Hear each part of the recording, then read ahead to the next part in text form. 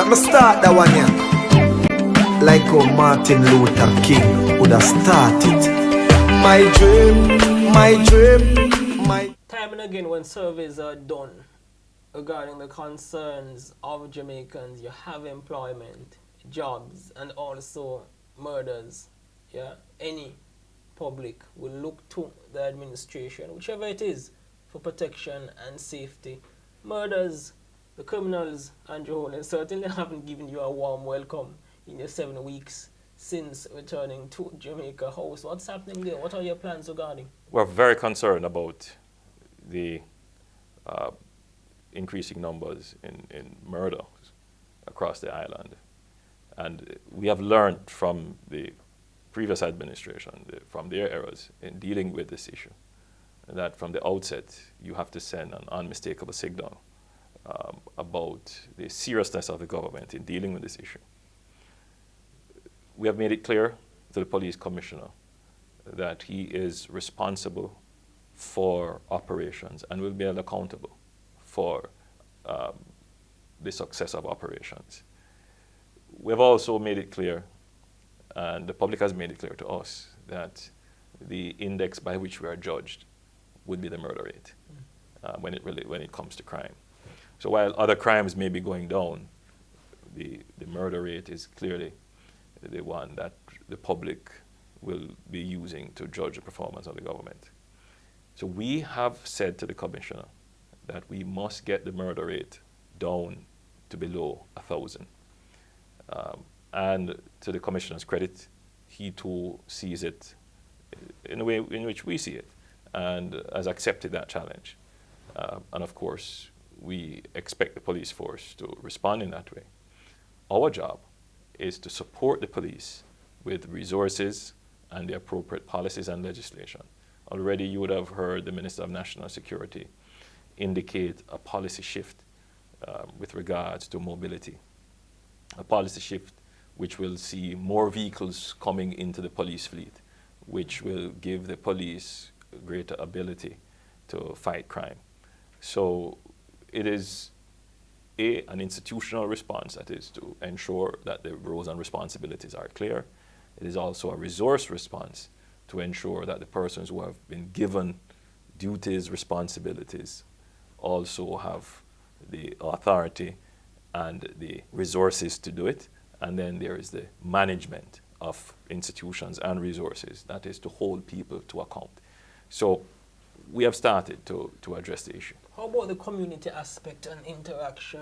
What are your thoughts regarding what role do leaders have to play in communicating with communities? In my address to a town hall meeting in Montego Bay recently, I also pointed out that aside from building the institutions, providing the resources and the management aspect, leadership also has the duty to carry people along, to appeal to emotions, to get people to change their behavior.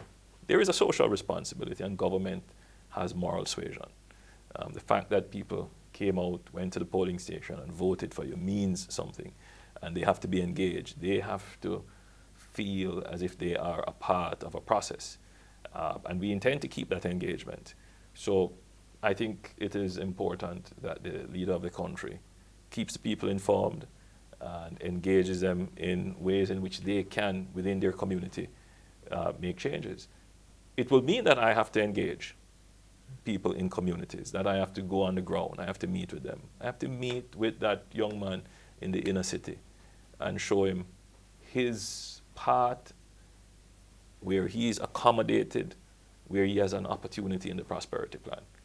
So that if he were planning to go in another direction, he could be engaged in the right direction. So, I'm prepared and will be engaging the citizens directly as I had done before during the campaign.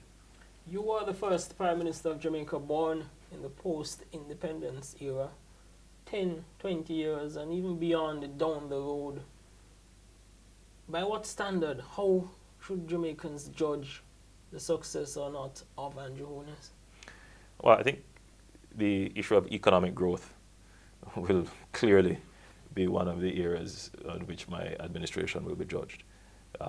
We set ourselves the very bold objective of growing Jamaica again, of being the government that cranks the economic engine of Jamaica to get it to turn, to grow from the root and to bring prosperity to the country. And I think we are on a good start. We're committed to it.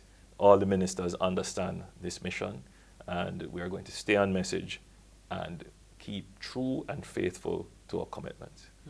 You spoke in general terms about prosperity on the pre-election campaign since being returned to office, but in the medium to long term, well, getting into some details, how does Andrew Holness envisage Jamaica?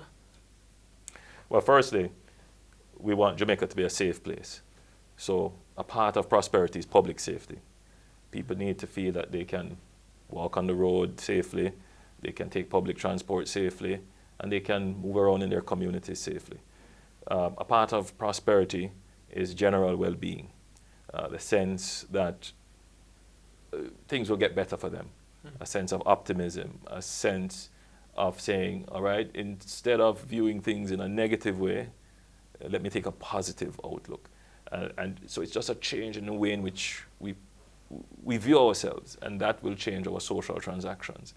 It will help to build trust in the country and trust in the institutions, and just a positive outlook for expectations. So that's a part of the prosperity message. The other part of the prosperity message, of course, is employment. Employment is the independence in your own hands to fulfill yourselves, to achieve your aspirations. So that's the general goal. That's the message of prosperity. You would recognize I asked you about your legacy and how Andrew Holness should be viewed. You would recognize, though, sir, that the public will look on and want to take their leaders at his or her word, whoever it is. You had made a commitment regarding the declaration of your financial details and the submission of your integrity report to Parliament. I gather that has not been done. Why? No, we will make a declaration of my financial reports, as I had committed to during the campaign. Obviously, you would have seen that we have just completed the budget, which consumed much of my time. But it's more than just that. I mean, me making a declaration doesn't really change anything. It's a one-off making a declaration. I think the general thrust is towards greater transparency. And so we are presently looking at making an amendment to the act that is now before Parliament, the bill that is now before Parliament, with the anti-corruption bill, that is, to include in it a provision that would see the leader of the opposition, the finance minister, and the prime minister making their declarations public.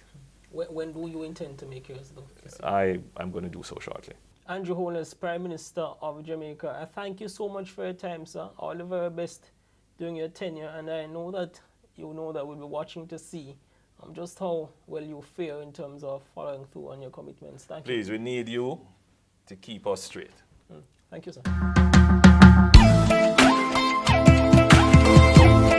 Let me start that one, yeah. Like how Martin Luther King would have started. My dream, my dream, my dream, my dream, my dream. Tell you my dream is to live my dream. Yeah, the most I know.